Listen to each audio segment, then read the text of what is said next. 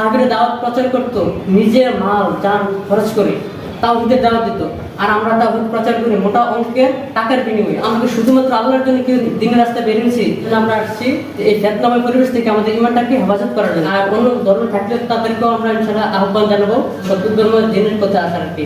দামি সম্পদ কি আমাদের জীবনের ভিতর ঈমান না? সেই ঈমানটা আমাদের হারায় যায়, তাহলে আমরা কি কখনো কান্না করেছি? আমাদের যদি কিছু সম্পদ হারায় যায়, আমাদের কিছু 1 লাখ টাকা হারায় যায়, তখন আমরা কান্নাকাটি করি না? আয় হায় কি হয়ে গেল, কি হয়ে গেল। আমরা যুবক, গার্লফ্রেন্ড যদি হারায় যায় তাও আমরা কান্না করতে করতে আত্মহত্যাও করে ফেলা লাগে, করি না? এগুলা কি এর চেয়ে বড় দামি সম্পদ হচ্ছে আমাদের ঈমান। মানে ঈমানটা যদি হারায় যায় তাহলে আমাদের কি আর কিছু থাকে?